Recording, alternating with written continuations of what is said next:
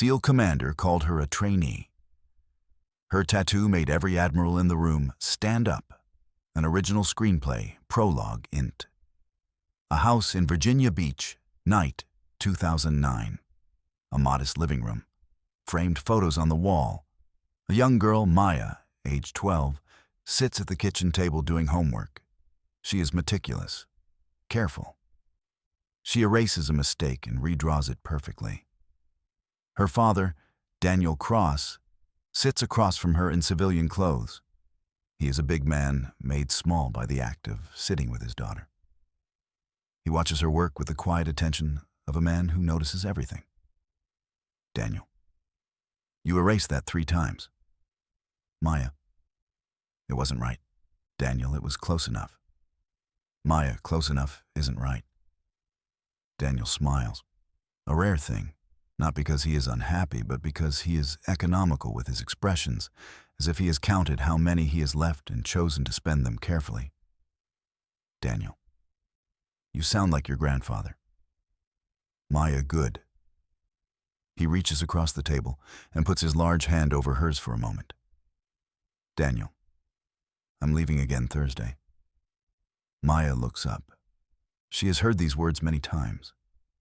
She knows how to receive them, which is to say, she has been trained, by simple repetition, to hold them without flinching. Maya, how long? Daniel, I don't know. Maya, where? Daniel, I don't know that either. Not exactly. Maya, are you scared? A beat. He considers this the way he considers everything, with full attention, no deflection. Daniel, not about going, never about going, only about leaving. Maya nods. She understands the distinction, even at 12. Daniel rolls up his left sleeve, taps the tattoo on his forearm, the trident, the coordinates, the Latin inscription that Maya knows by heart. He has shown it to her many times, explained each element. It is a language they share. Daniel, if there ever comes a day when words don't work, when the room doesn't know who you are, show them this. The right people will understand. The wrong people won't matter. Maya, what if no one understands? Daniel, then you wait. The ones who matter always come back around. She looks at the tattoo for a long moment, committing it to memory, though she already has it memorized. Has had it memorized for 2 years. Maya, will you come back around? Daniel looks at his daughter. Something in his expression breaks open for just a second, love so large it has nowhere to go, and then closes again, controlled, the way a fist closes around something precious. Daniel, I always come back. She nods, goes back to her homework. He watches her in silence. Maya, V.O. He didn't come back that time. But I've spent 20 years understanding that coming back isn't always about returning home. Sometimes it's about going back in. Sometimes the going back is the whole point. Smash Cut 2, Act 1 Ext. Naval Special Warfare Command, Coronado, California, dawn. The Pacific Ocean brutalizes the shoreline. Waves slam like artillery. The sky is the color of a fresh bruise, purple bleeding into gray, the sun not yet brave enough to show itself.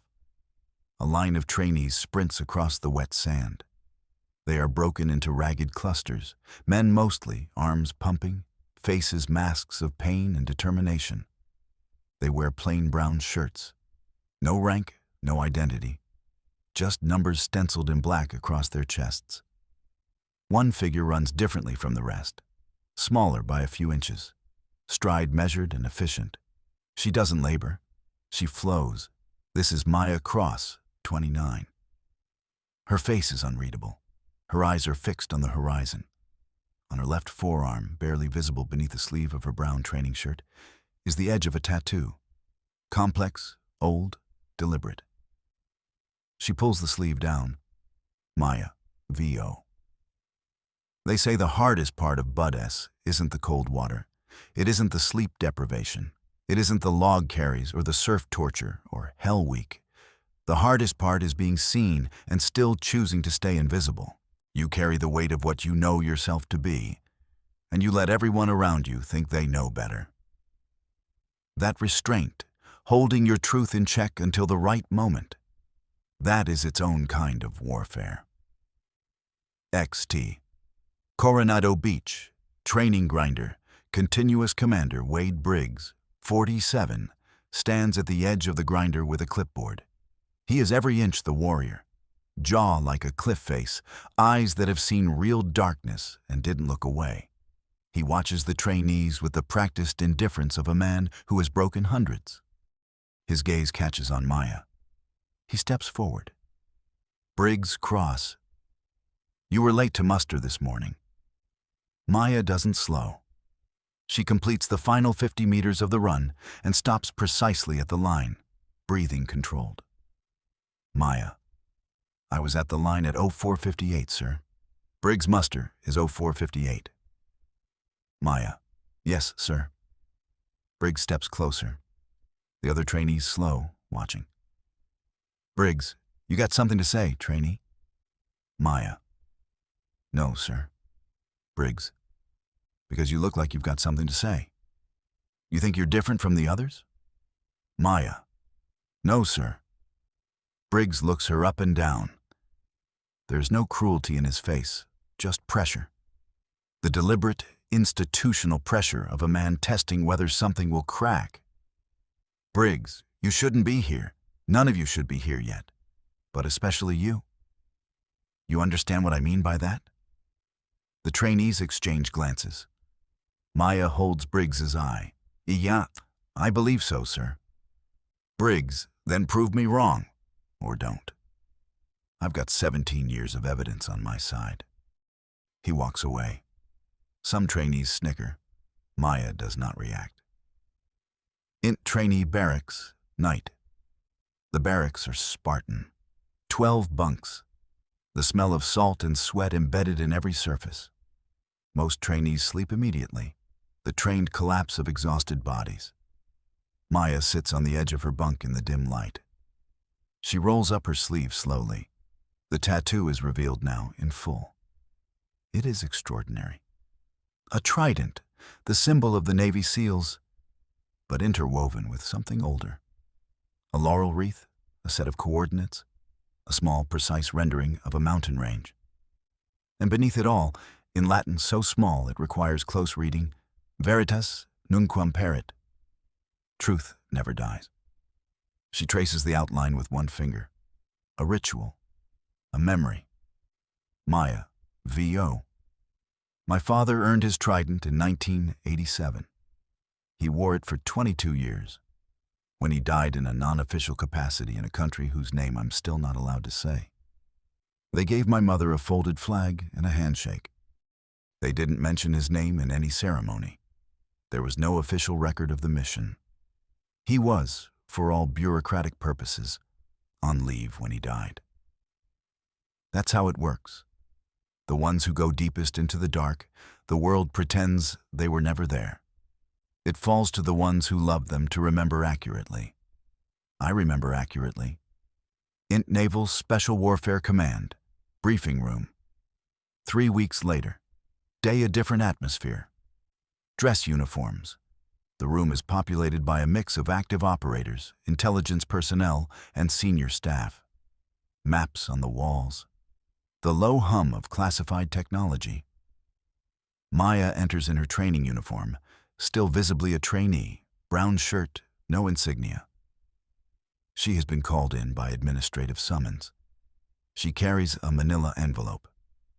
At the front of the room, Rear Admiral Thomas Hale, 58, silver-haired, the kind of man whose presence physically alters a room. Beside him, Commander Briggs, in full dress uniform, several other senior officers.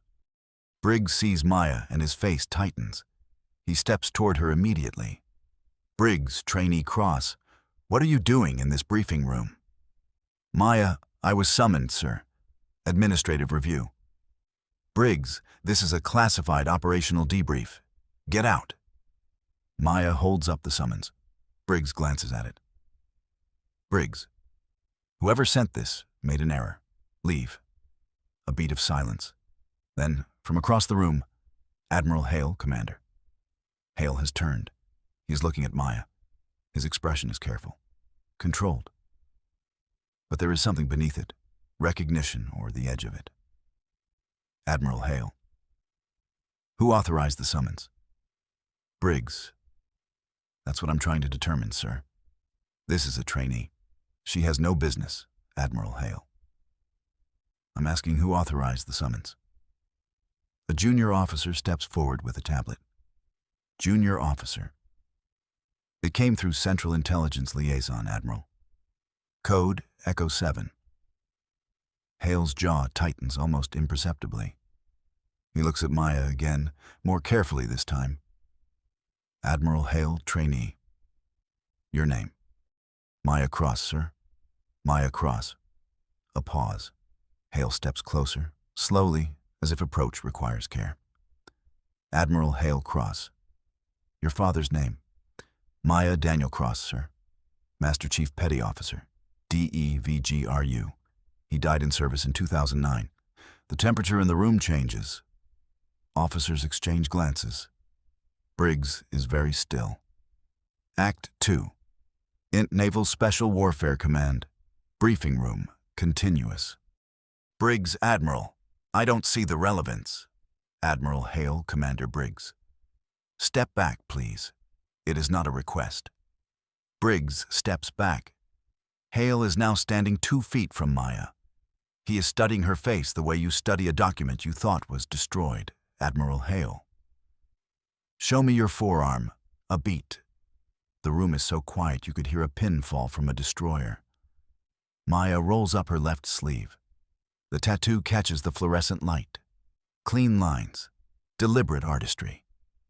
And there, unmistakably, to anyone who knows what they're looking at, a series of marks that are not decorative. They are identifiers. Specific. Classified. Admiral Hale looks at the tattoo for a long moment. Then he looks up at Maya's face. Then he does something no one in the room expects. He straightens. His hands move to his sides, and he comes to attention. A Rear Admiral of the United States Navy stands at attention before a trainee. For 2 seconds, no one else in the room moves. Then, one by one, as if a current were running through them, every admiral, every senior officer, every person in the room with sufficient clearance to understand what they are looking at rises to their feet. Commander Briggs is the last to stand. He does it slowly, as if each inch costs him something. Admiral Hale. At ease. He says it to Maya, not to the room. Admiral Hale. Your father's coordinates, the mountain range in the Kunar province, and the authentication markers from Operation Obsidian Wreath. Maya. Yes, sir. Admiral Hale. That operation is still classified at the highest level. How do you have those markers? Maya. My father gave them to me before his last deployment, sir. He said if I ever needed to be recognized, in a room where words weren't enough, I should show the ink. Hale absorbs this. There is something in his expression that is close to grief. Admiral Hale.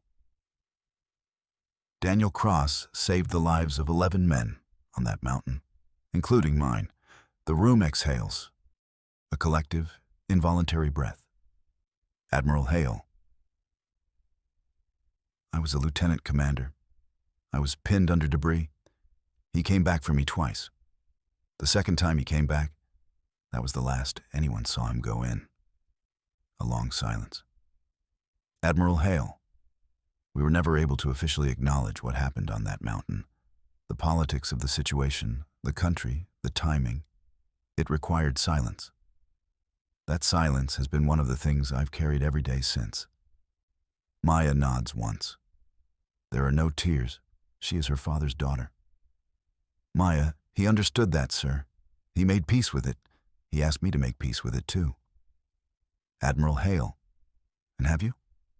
Maya, I'm working on it, sir. That's why I'm here. NT Naval Special Warfare Command, Corridor, Later, Briggs catches Maya in the corridor as she's leaving. He falls into step beside her. For a moment, neither speaks. Briggs cross. She stops, turns. Briggs, I owe you an apology. Maya, no, sir. You were doing your job. Briggs, I was dismissive. That's different from doing my job. Maya looks at him steadily. Maya, Commander? With respect, the dismissiveness made me better. I've been dealing with it my whole life. It's clarifying. You learn very quickly who you're actually doing this for. Briggs, and who are you doing it for? A pause. She glances down at her forearm, then back up. Maya, the 11 men on that mountain, and the one who didn't come back down. Briggs nods. For the first time, something in his face opens. Briggs, your father was the best I ever saw in the water. I served with him once. 2006, I was just a lieutenant then. He made me feel like I was nowhere near ready. Maya, he had that effect on people.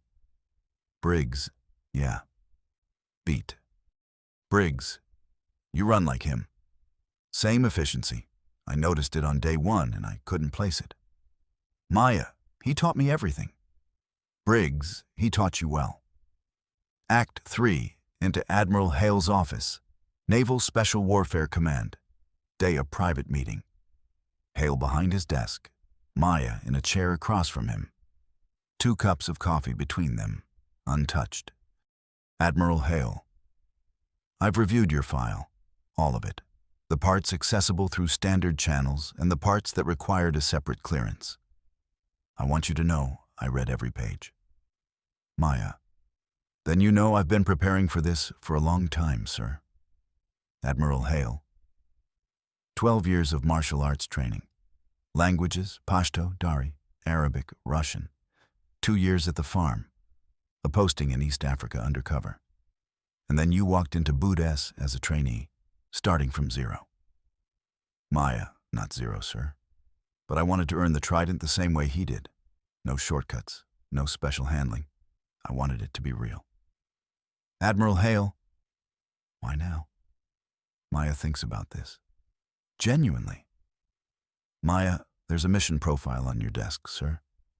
I've seen the intelligence summary. The Kunar province. The same network my father went in to dismantle, it's reconstituting. Different leadership. Same coordinates, essentially. Same mountain. Hale is very still. Maya, I'm not asking for the mission, sir. I'm not that presumptuous. I'm asking for the chance to prove I belong on the team that gets it. Admiral Hale. Your father would have told you to walk away from anything personal. Maya. My father also went back into that building twice for men he'd only known for 6 weeks. He would have said that everything is personal. The question is whether you're disciplined enough to make that an asset instead of a liability. Hale studies her. A long moment. Admiral Hale. You sound like him. Maya, I was listening carefully. A ghost of a smile crosses Hale's face. Admiral Hale. Finish Bud S. Don't let up. Don't let anyone give you a single inch you didn't bleed for. If you make it through, and I mean if, because that track is not modified for you, not 1 degree, come back to this office. Maya, and then? Admiral Hale. Then we'll talk about the mountain. EXT, Coronado Beach, training grinder. Several months later, dawn, the same beach. The same brutal Pacific. A different morning, a graduation ceremony. Sparse, as these things always are. No fanfare, no marching band. A small group of surviving trainees stand in dress uniforms. Family members at the periphery kept at respectful distance. Commander Briggs pins a gold trident onto each trainee's chest, one by one. He is efficient, ceremonial, precise. He reaches Maya. She is at the end of the line. He holds the trident, looks at her face, then, very deliberately, he pins it. No one speaks. Then Briggs steps back, and he salutes her, a commander, saluting a newly minted seal. Maya returns the salute. Clean? Perfect. In the back of the crowd, Admiral Hale stands in civilian clothes, coffee in hand. He watches. He does not salute. That was already done, months ago, in a briefing room where no one expected it. But he nods. Once. It is enough. Maya V.O. My father used to say that the real test isn't whether you can endure what they throw at you. It's whether you can endure it without losing the reason you showed up. Pain is a messenger. The message is, still here, still here, still here. You keep answering that message until there are no more messages left to answer. That's all any of us can do. That's all any of us were ever asked to do. XT Coronado Beach. Moments later, the ceremony disperses. Trainees embrace family members. The Pacific churns on, indifferent. Maya stands at the waterline alone. She looks out at the horizon, the same horizon she fixed on during that first run. Weeks and months ago, when she was just a number on a brown shirt and Commander Briggs was looking at her like she had no business being there. She rolls up her sleeve, looks at the tattoo, the trident in the ink, and now the trident on her chest. She presses 2 fingers to the tattoo briefly, a private gesture, a conversation no one else is part of. Behind her, Briggs approaches. He stops a few feet away, hands clasped behind his back. Briggs, what's next? Maya, I have a meeting, sir. Briggs, Hale? Maya, yes, sir. Briggs, the mountain? She turns to look at him. Something in her face, not a smile exactly, but the architecture of one. Maya, the mountain. Briggs nods. He looks at the ocean. The kind of long, respectful look men give to things that are bigger than they are. Briggs, I'd want someone like you on my team, for what that's worth. Maya, coming from you, sir, it's worth a great deal. He nods again. The ocean crashes between them and the horizon. Maya turns back to the water. Maya, V.O. They'll write my father's name on a wall someday. Maybe. Or maybe they won't. Either way, the truth of what he did lives in the men he brought back down that mountain. It lives in the coordinates in my skin. Truth never dies. That's what the Latin says. That's what he believed. That's what I came here to prove. And when the mountain calls again, when the same darkness that took him rises in the same coordinates, I will answer. Not because I am reckless with his memory, but because I am faithful to it. Into Admiral Hale's office. Later that day, Maya sits across from Hale again. The same desk. New coffees, this time actually being drunk. Between them on the desk, a mission briefing folder. Classified stamped in red across the top. Hale slides it across the desk. Maya opens it. She reads. Her expression doesn't change, but her eyes do. Something behind them sharpens to a fine point. Admiral Hale. You'd be going back to the coordinates in your tattoo. Maya. I know. Admiral Hale. The network has protection we didn't anticipate. It won't be clean. Maya. Nothing worth doing is clean, sir. Hale leans forward. Admiral Hale, I need to ask you something directly, and I need a direct answer. Maya, sir. Admiral Hale. Is this about finishing your father's work, or is it about avenging him? A long silence. The longest of the scene. Maya looks at the folder, at the coordinates, at the map of a mountain she has studied since she was 19 years old. The mountain that exists in ink on her arm and in memory in her chest. Maya. It's about both, sir. I won't insult you by pretending otherwise. Admiral Hale. And Maya. And I'm disciplined enough to let the mission lead and the grief follow. In that order. Always in that order. Hale holds her gaze for a moment that stretches like a wire. Then he reaches into his desk and produces a second folder. This one has a different header. A team roster. Admiral Hale. You'll have 5 operators, all experienced, all read in. Your call sign will be Meridian. Maya, Meridian, Admiral Hale. The line that everything measures from, your father would have approved. Maya closes the briefing folder carefully, sets it on the desk between them. Maya, when do we brief the team? Admiral Hale, Thursday. Maya, I'll be ready, sir. She stands. He stands. And for the second time since they met, Admiral Thomas Hale, Rear Admiral, United States Navy, 17 years in Special Operations, comes to attention. Maya Cross stands at attention in return. A salute exchanged between two people who understand exactly what it costs. Not the cost of the gesture, the cost of everything that made the gesture necessary. Every sleepless night, every mile run, every year spent becoming someone who could walk into this room and be ready for what comes next. Exterior. Naval Special Warfare Command, parking lot, dusk. Maya walks to her car alone. The sky above Coronado is on fire, orange and red and gold, the Pacific swallowing the sun with no ceremony whatsoever. She stops, looks west, lets the light hit her face.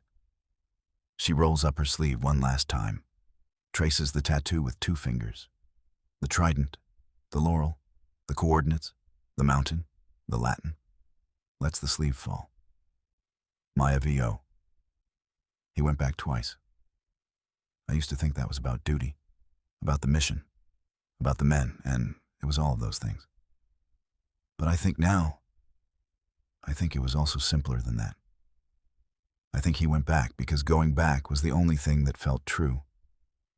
Some people are built for the turnaround, built for the going back into the fire. He was. I am. We don't choose it.